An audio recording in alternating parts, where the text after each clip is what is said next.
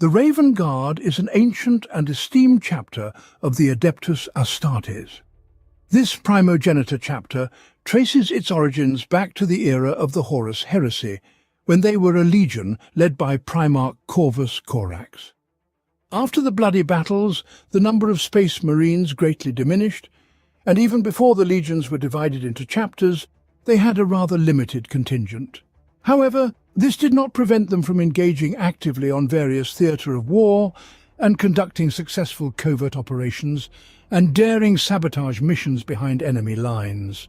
Today, we will discuss this glorious chapter in more detail, delving into their homeworld, the Ravenspire, the structure and command of their companies, their distinctive traits, and of course examine their current composition and the integration of Primaris Marines in the 42nd millennium at the time of the Indomitus Crusade.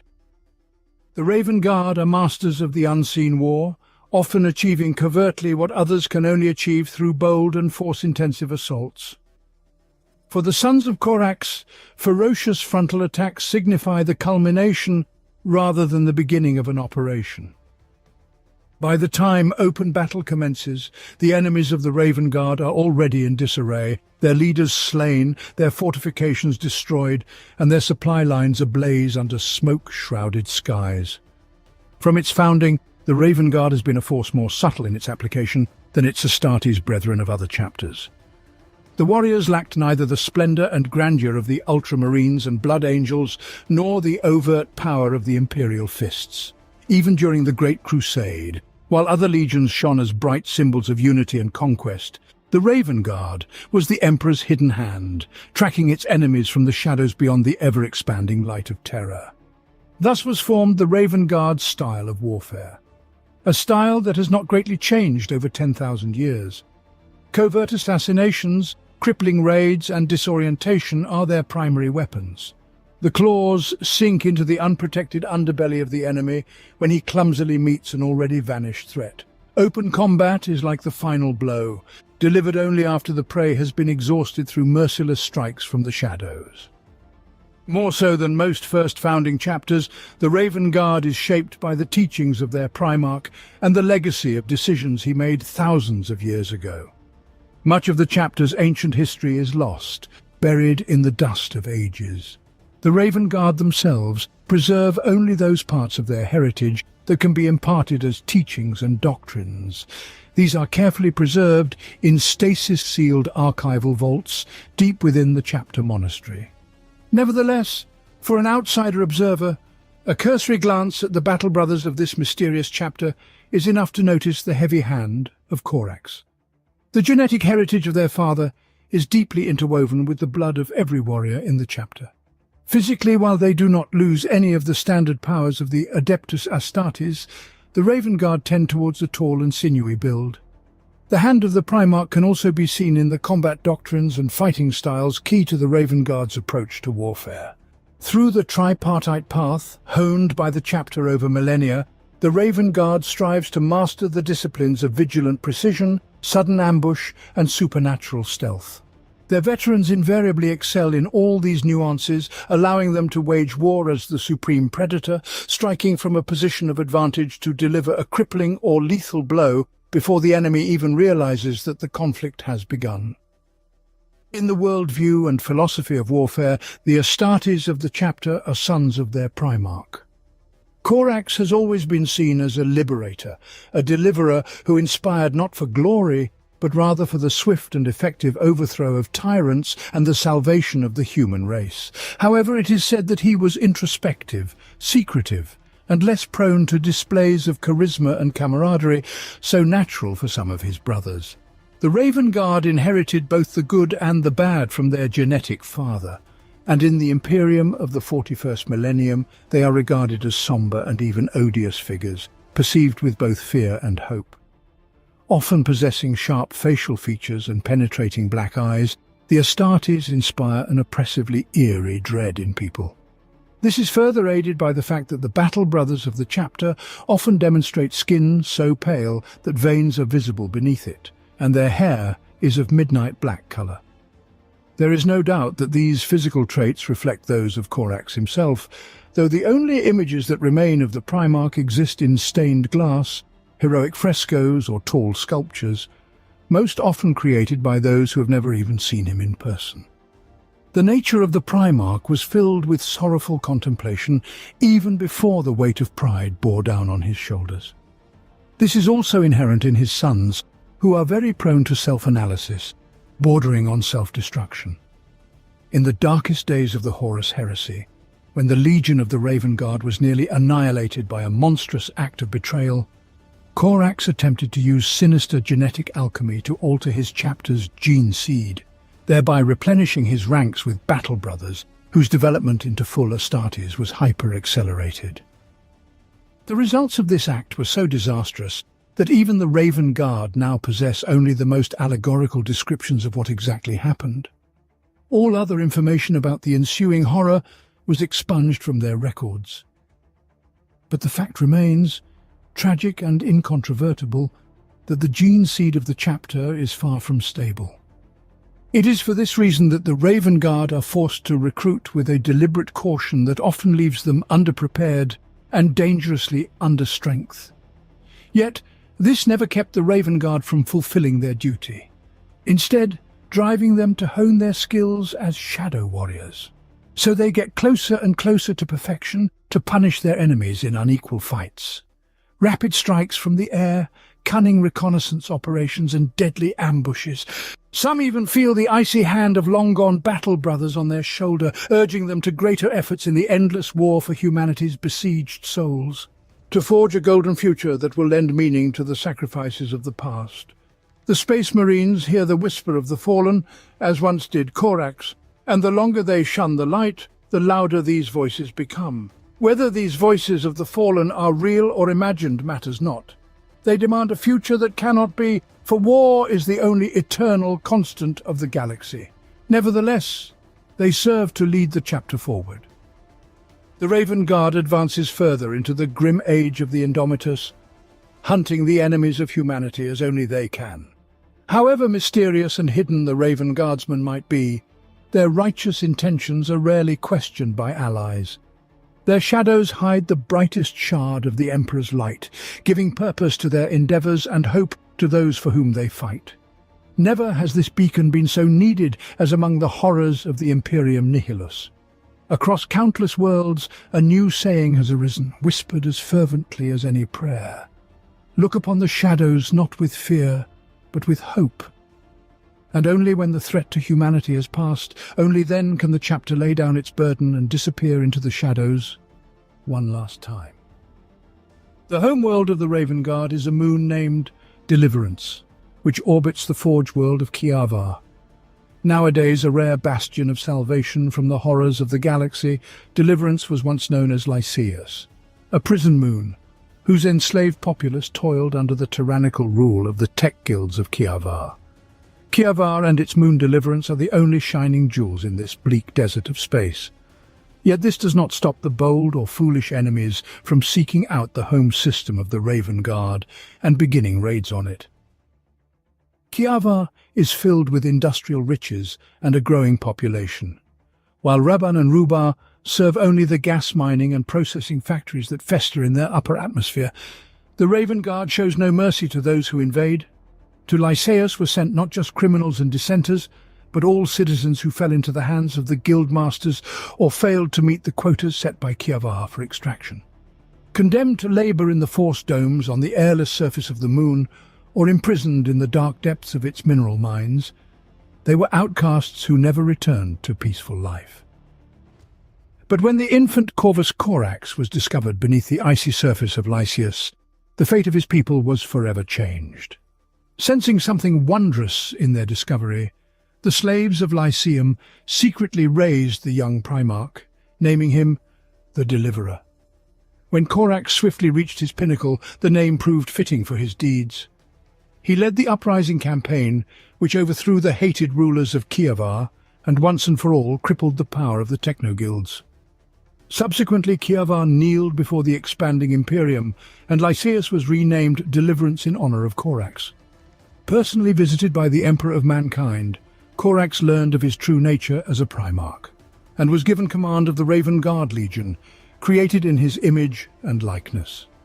The Dark Tower on Deliverance, where the overseers from Kievar were once housed, was expropriated by Corax, renaming it the Raven Spire. Thus, the Raven Guard finally found a home beyond the endless void, a home they have guarded for 10,000 years. Unlike many chapters, the Raven Guard maintains close ties with the peoples from which it recruits its warriors. The chapter has long relied on the technological resources of Kievar and Deliverance, adapting many standard template constructs according to their needs. Such defense guarantees that any force invading Deliverance will pay a high price in their blood.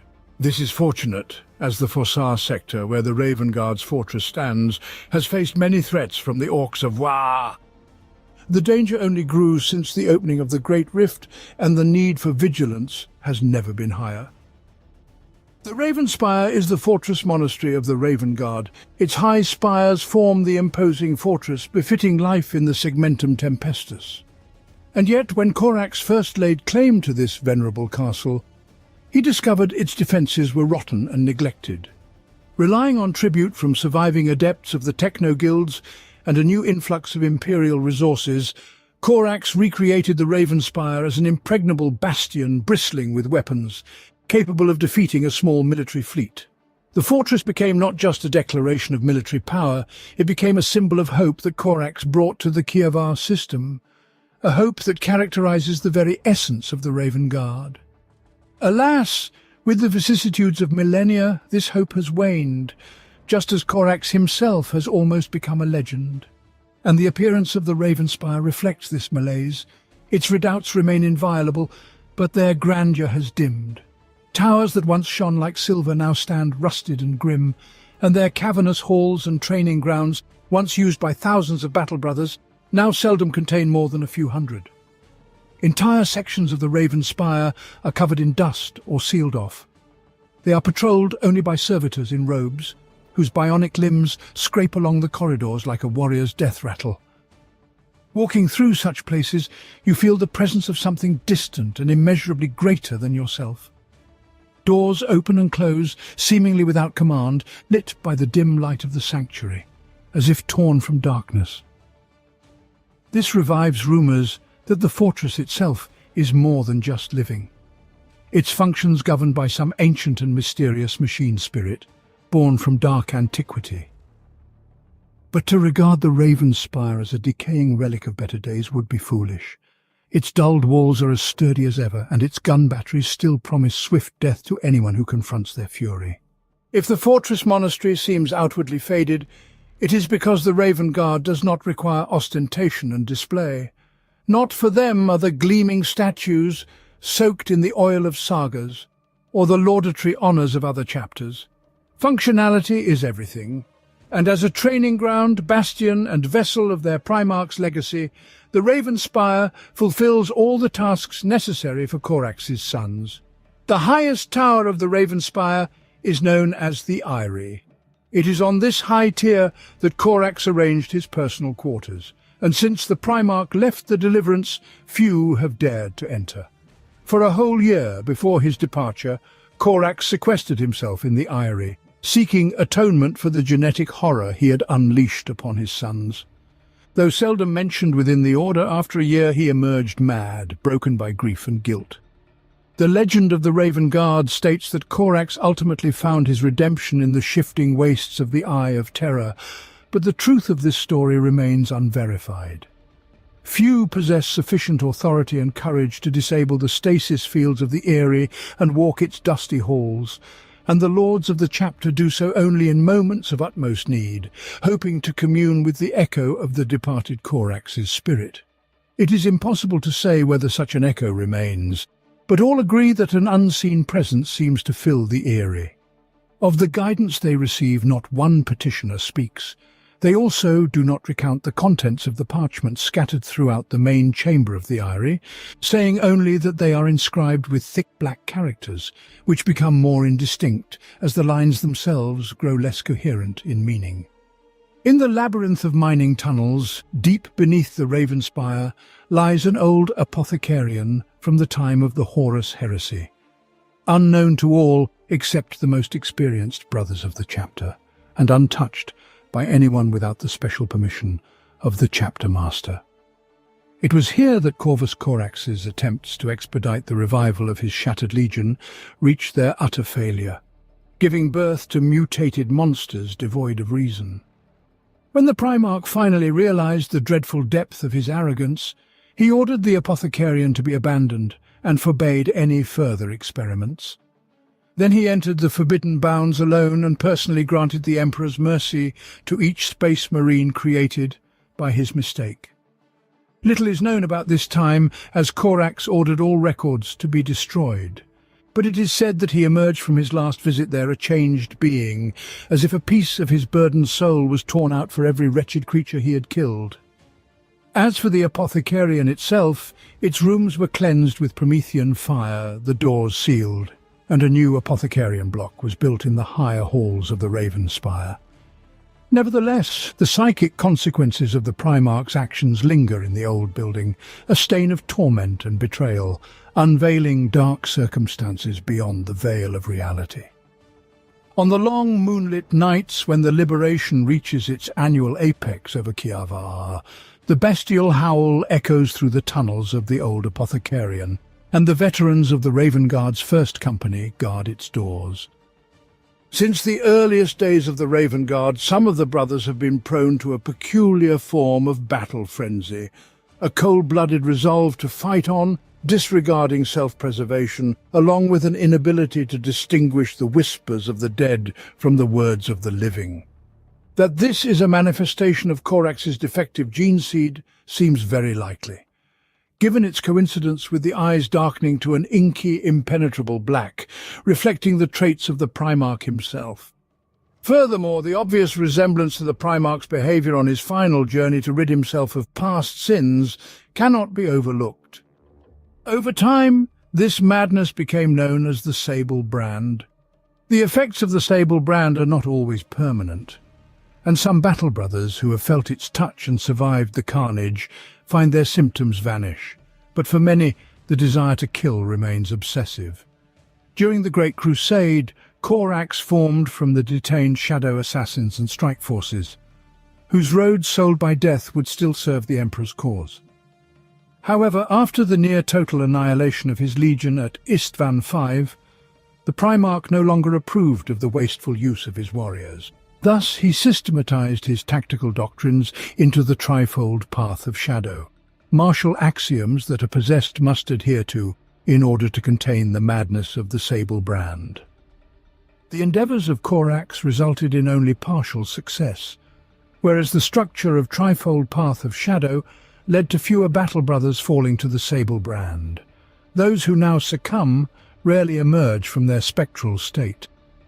If the possessed are not slain in battle, they shall be confined within the Raven Spire, where they will be subjected to experiments and dissections until the apothecaries of the chapter find a way to fully purge the gene seed of the Sable Brand.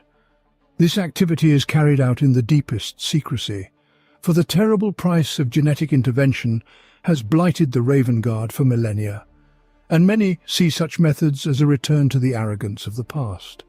Despite their isolationism, the Raven Guard relies on the wisdom of the Codex Astartes, primarily for the formation of their organizational structure. Where some Primarchs viewed this great treatise of Robert Gilliman with suspicion, Corax swiftly adopted its teachings, seeing them as a means through which his diminished legion could still thrive. This was a decision that is still respected to this day. Few chapters, aside from the Ultramarines, follow the directives of the Codex more closely than the Raven Guard. Refusing even the amendments of the path of the aspirant through reserve companies that some other chapters have adopted over the millennia, the Raven Guard upholds Gilliman's template in pristine form, making exceptions only in times of great necessity. According to the Codex, the Raven Guard is divided into 10 companies, each officially consisting of 100 battle brothers and led by a commander known as a shadow captain. These forces are complemented by the chapter's specialist warriors, apothecaries, chaplains, librarians, and the venerable battle machines of the armory. The Lord of the Raven Guard, the chapter master, is traditionally known under the ancient title of Master of Shadows. Accustomed to realistically understanding their limited resources, the Raven Guard rarely utilizes the might of an entire company. More often they rely on autonomous, rapidly moving strike forces known as Talons, which may consist of only 1 or 2 squads and support assault engines. Thus dispersed, a single Raven Guard company can conduct operations across multi-planet war zones, their warriors sowing chaos from the shadows before regrouping to deliver the final fatal strike.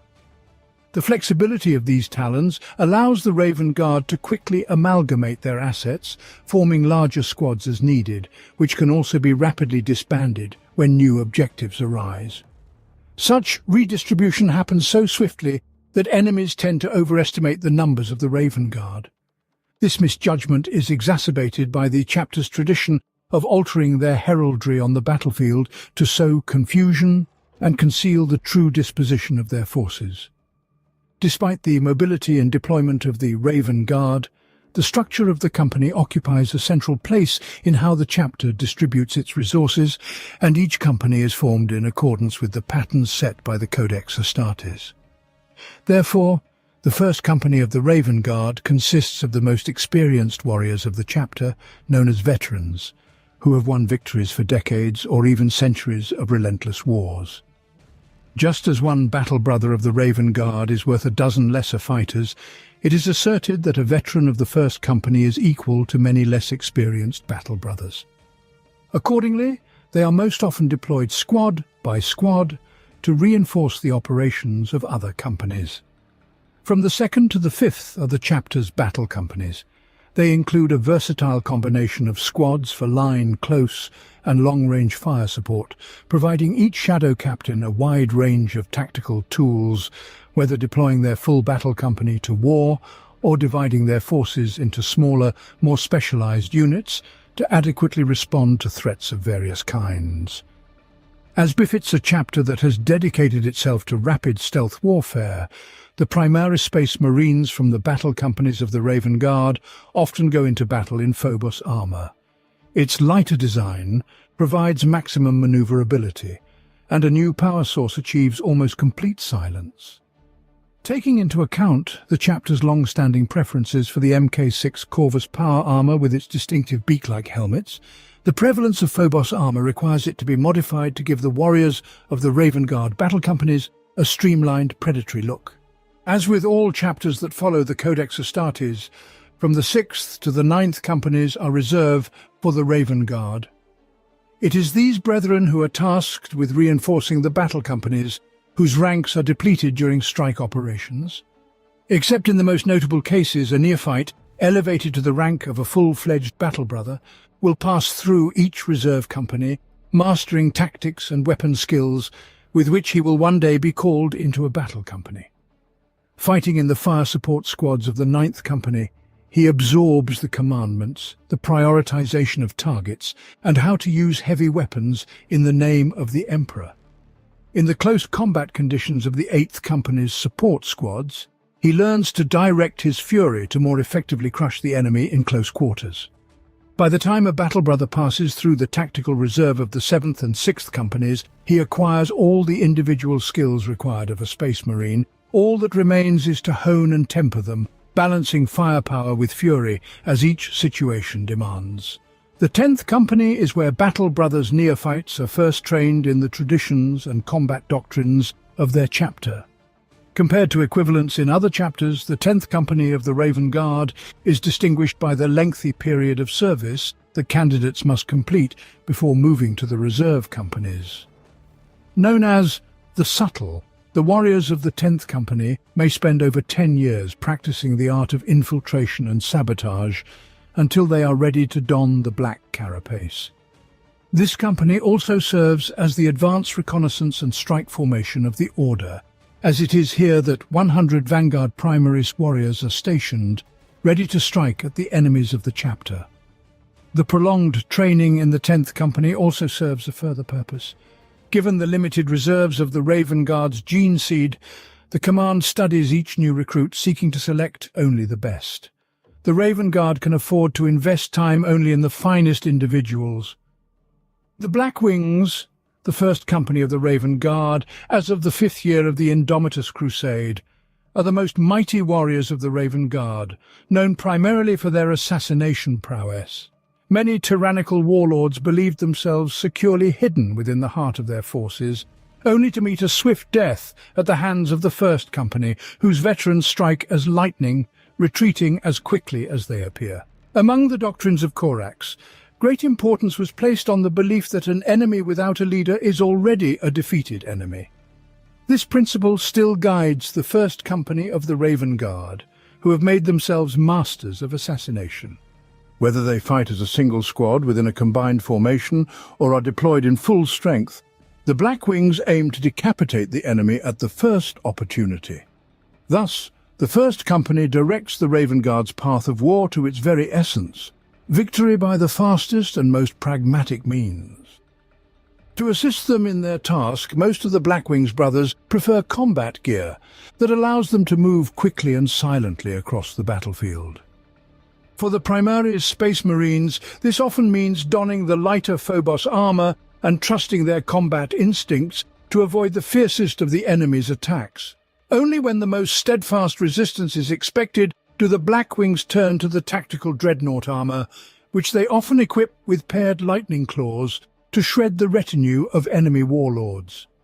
Likewise, the First Company more frequently uses fast combat ships rather than heavily armoured ground vehicles. Their missions depend more on speed and surprise than on cumbersome firepower.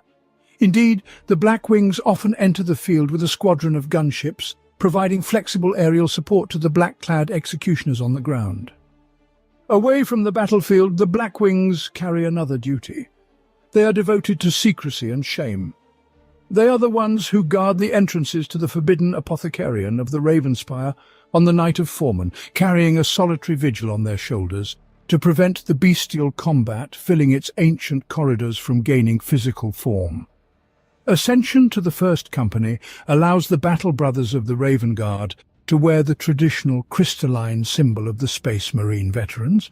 Besides, the Sons of Corax place no value on outward appearance, avoiding conspicuous signs of rank or privilege, which have no practical use in battle, for the Raven Guard honor is stored in the soul, buried so deep that its shimmer does not attract unwanted attention.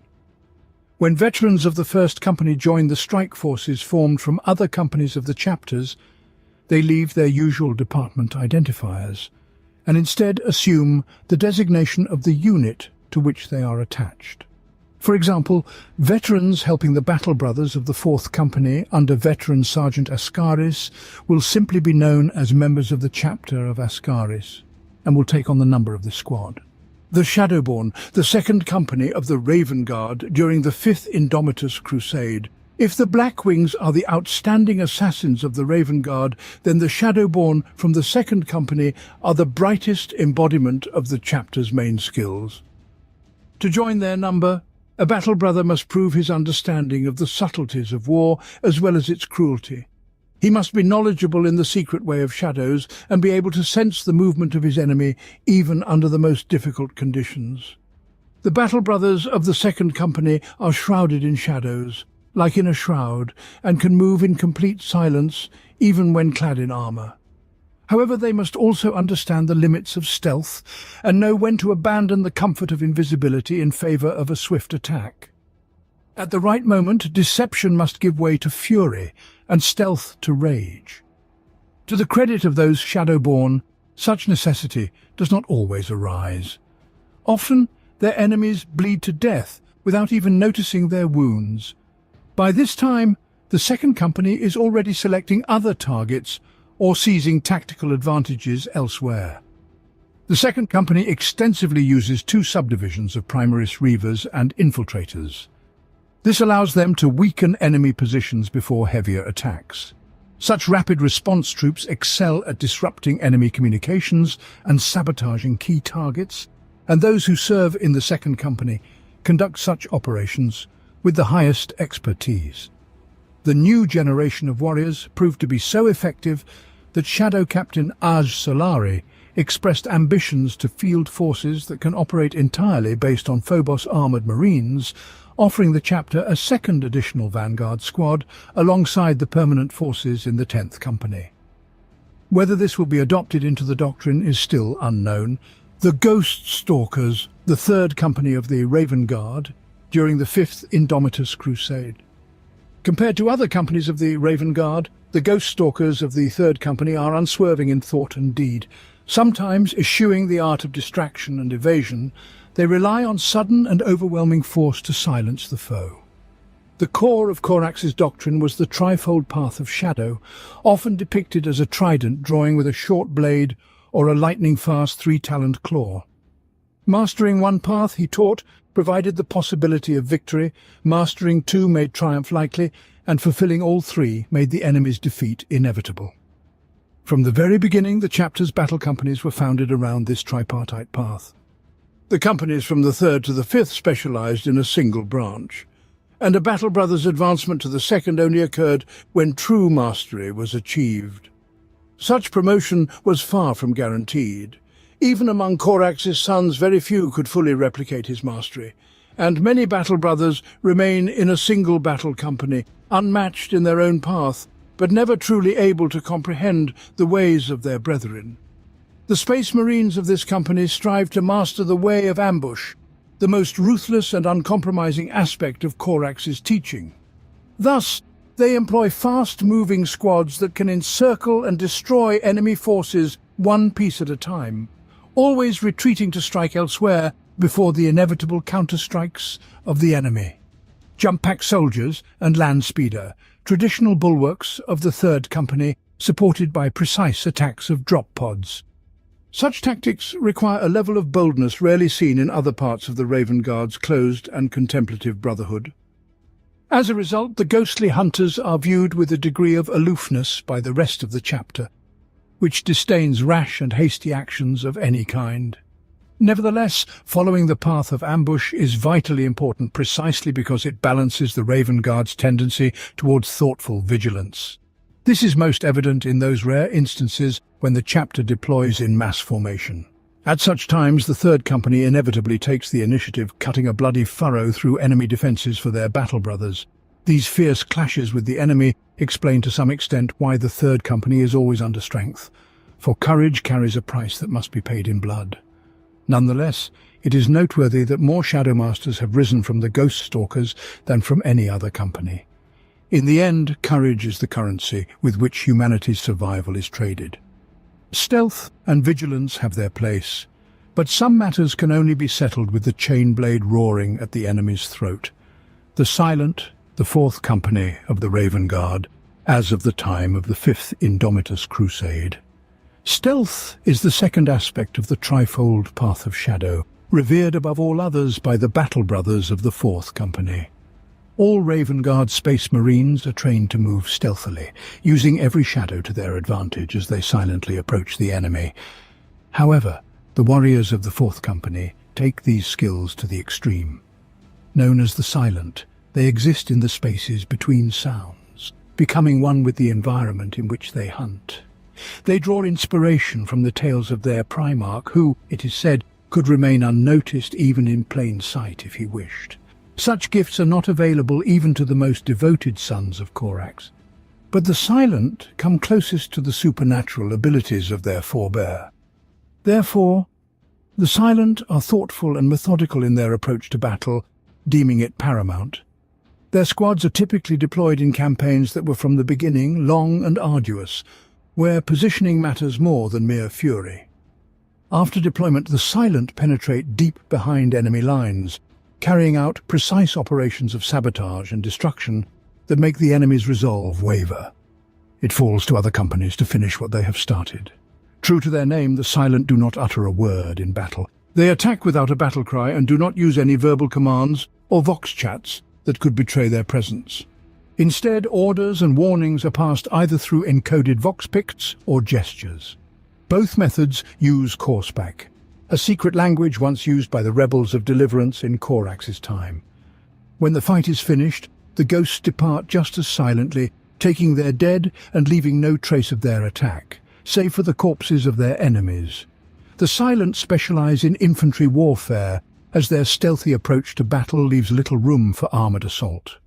While all Raven Guard transports and their battle tanks are modified to muffle the roar of their engines, such improvements are still far from perfect.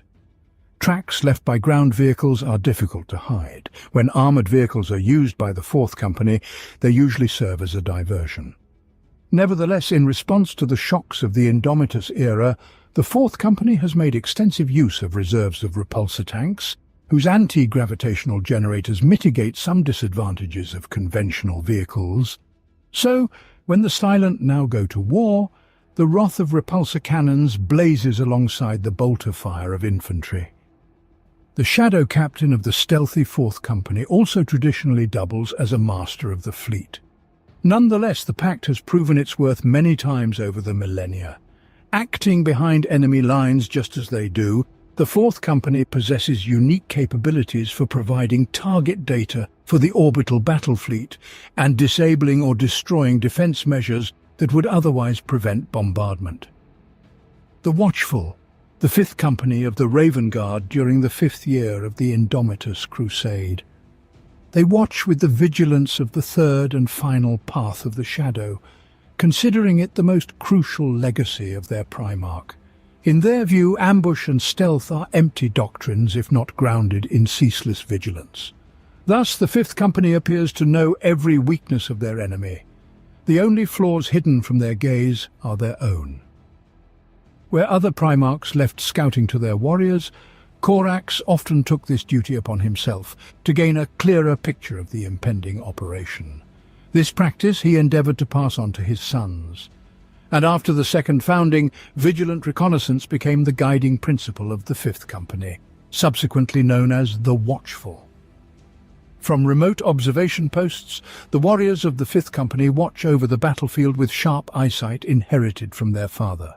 Not a single detail escapes their attention, so that enemy scouts aiming at the Watchful might as well do so with weapons in hand, battle cries, and in full height.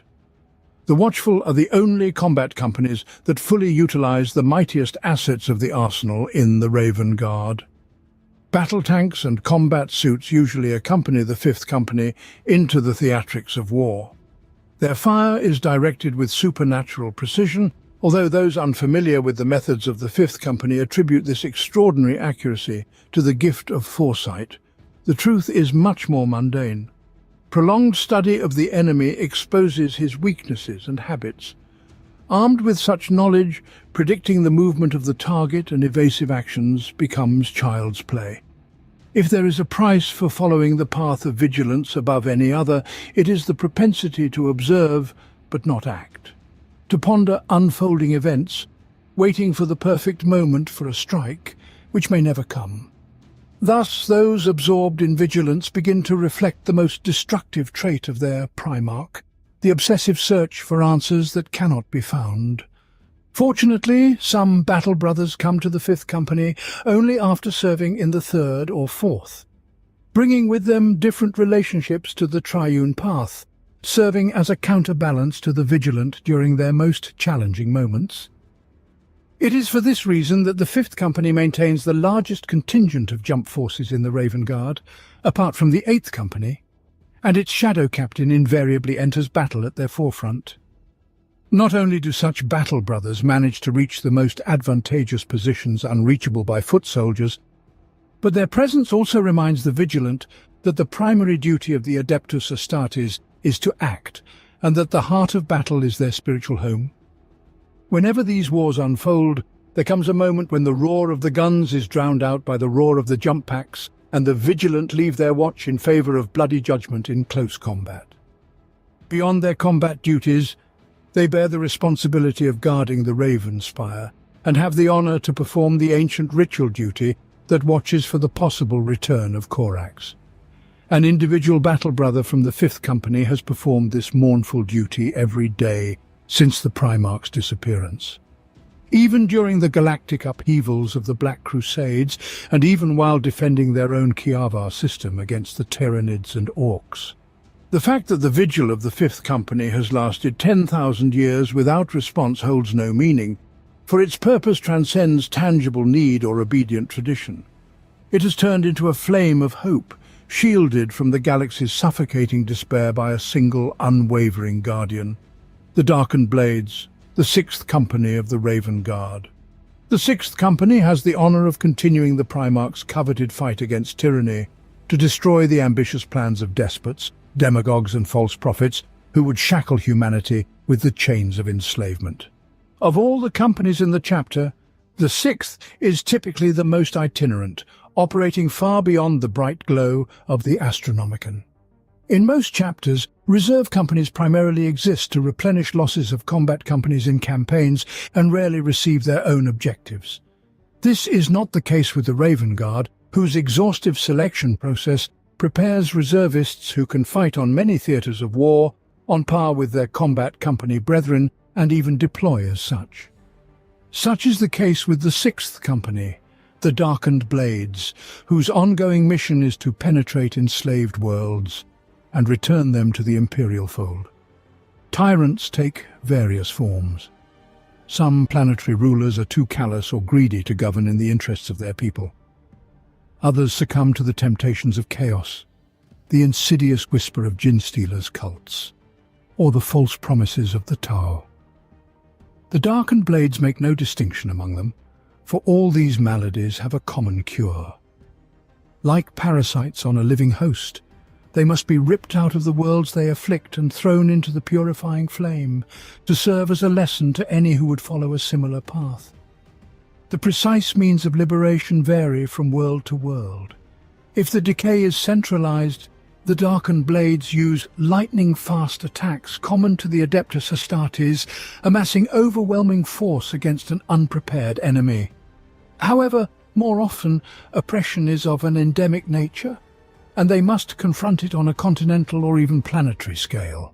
In such cases, the Sixth Company splits into squads and conducts rapid guerrilla actions to optimally use their limited numbers. Meanwhile, local resistance forces are trained in those aspects of the shadow arts that can be comprehended by any Imperial citizen, so that they might support the operation of the Raven Guard and contribute to their own liberation.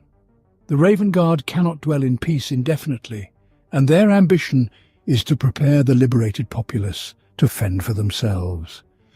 Even after the tyrant's banners are torn down and the Emperor's rule restored, the Darkened Blades vanish, moving on to other oppressed worlds, never pausing to revel in their victory.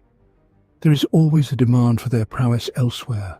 Since the unveiling of the Great Rift, countless Imperial worlds have fallen into the clutches of tyrants and renegades, leaving the Raven Guard's Sixth Company in a perpetual state of war.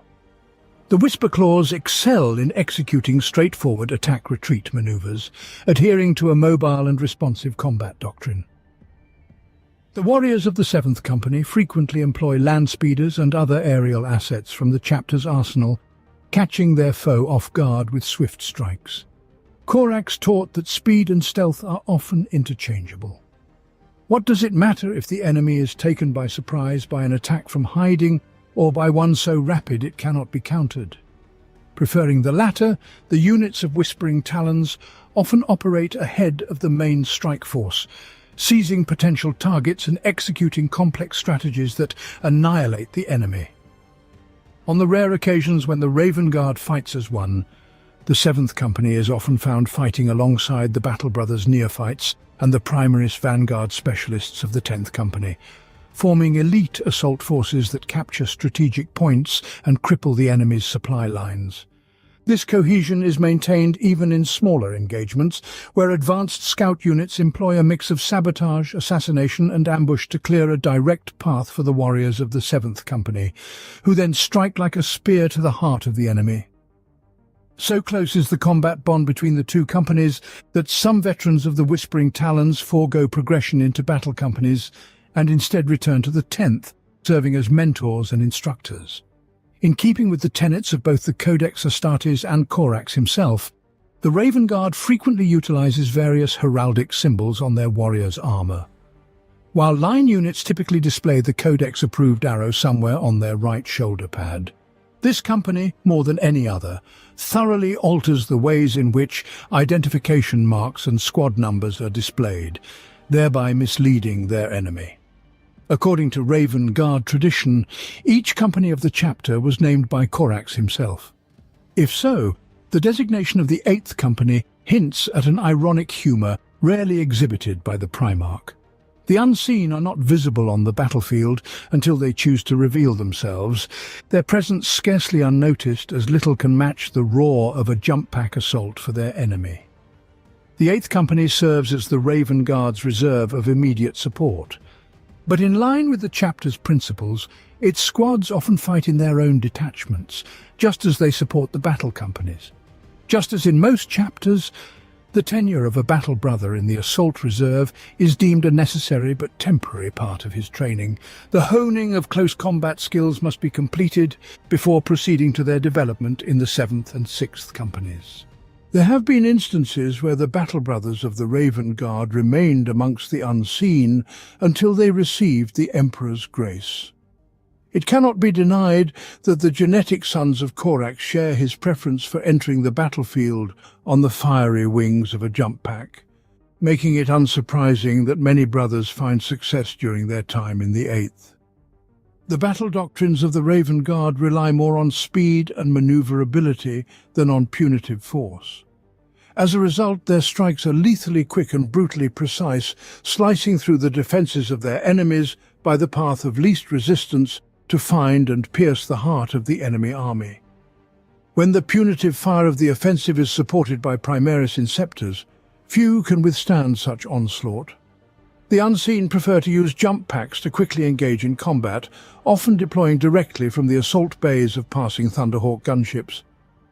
Traditionally, these jump packs undergo extensive modifications not to mute their throaty roar, but rather to modulate it, to mimic the hunting cries of the Kiavar's birds.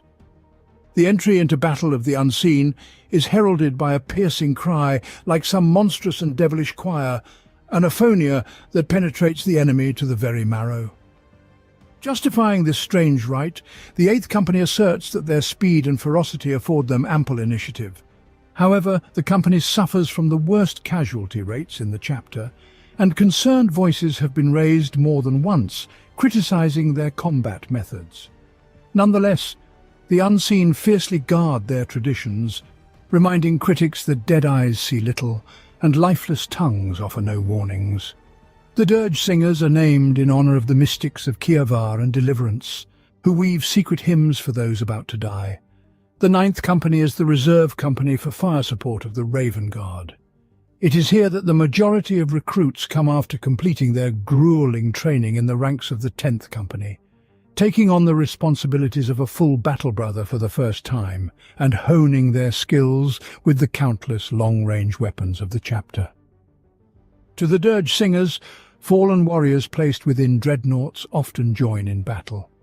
These ancient heroes of the Raven Guard offer their wisdom and strategic experience to the living battle brothers.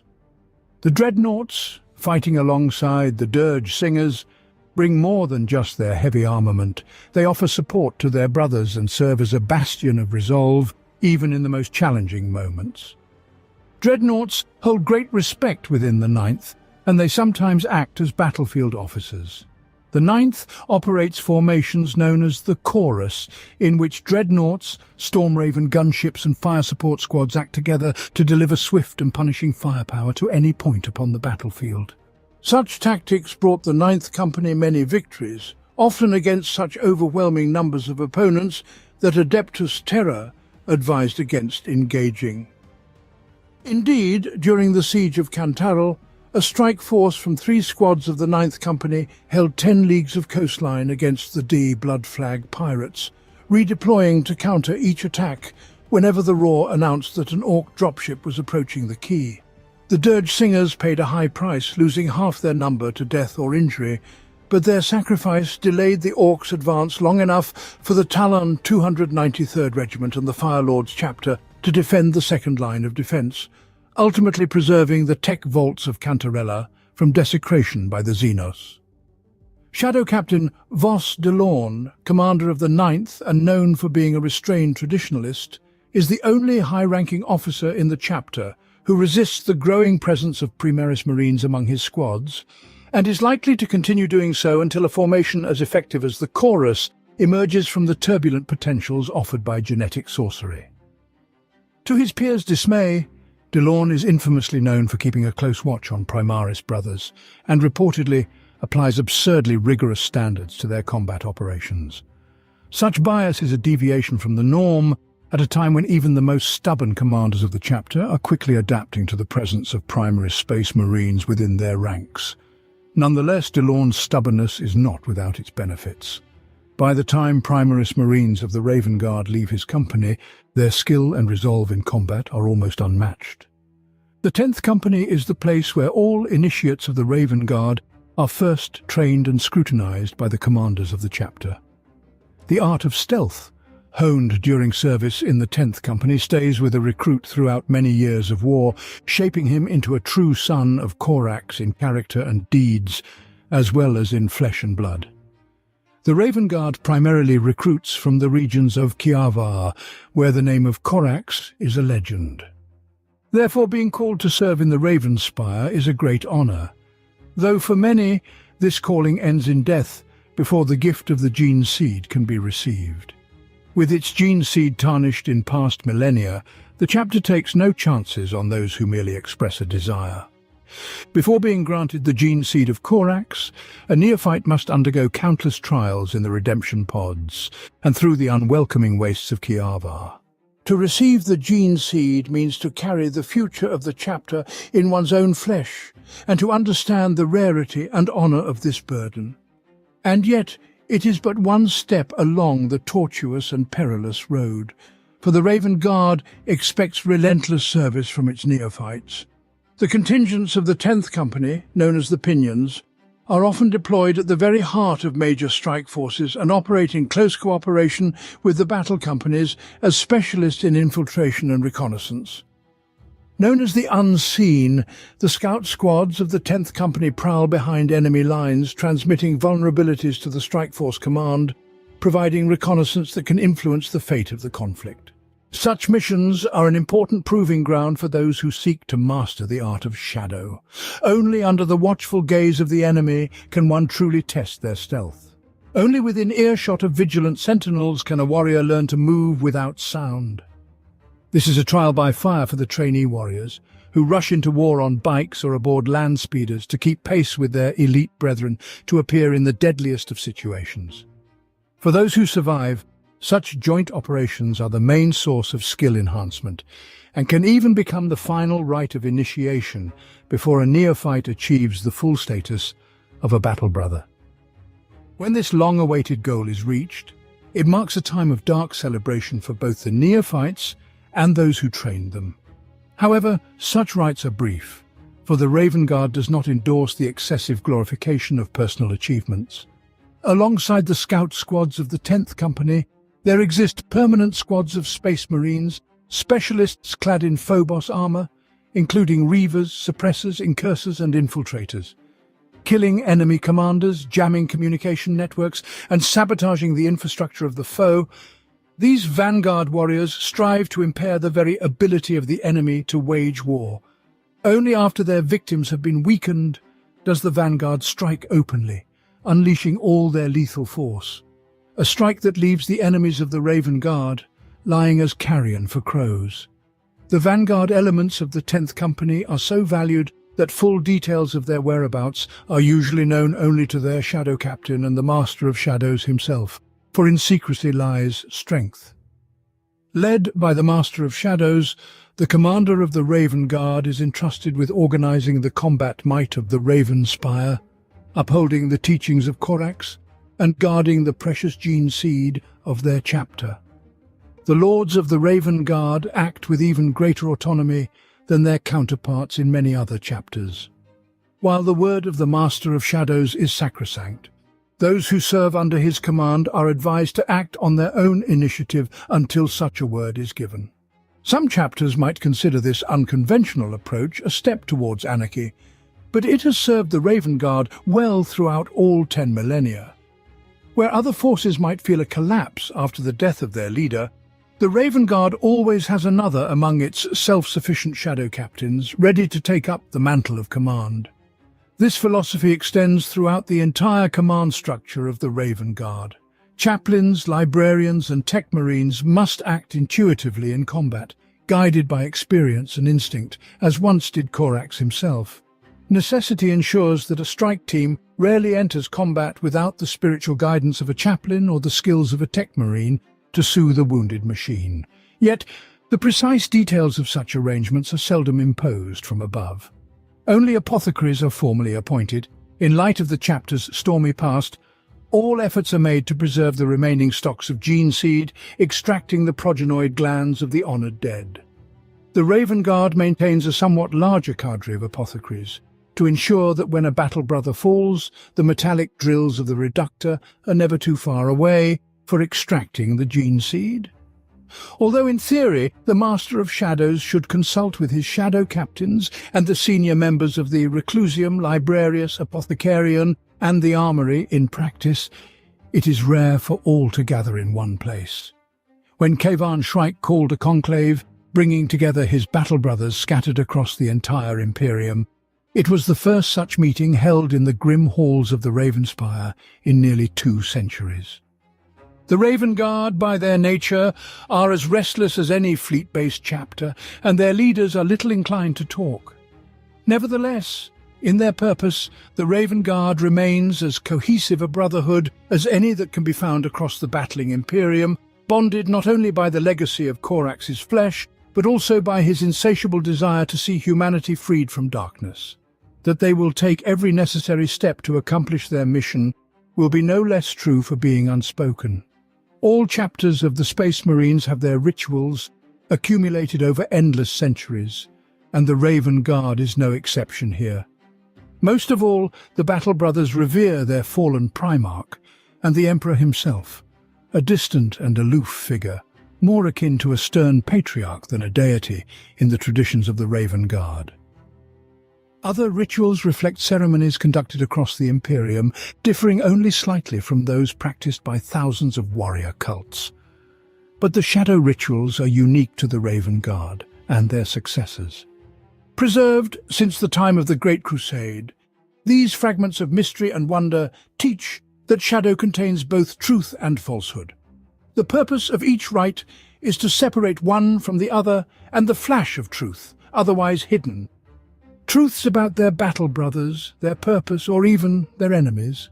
The shadow rituals are conducted in complete silence, using the gestures of Corspake as a form of sign language taught to all members of the Raven Guard.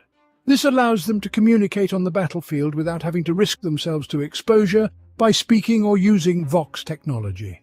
Notable signs include the Crow Fane, the Feast of Bones, the Empty Chime, even the Murder Call, which calls for vengeance against the slayer of a great hero.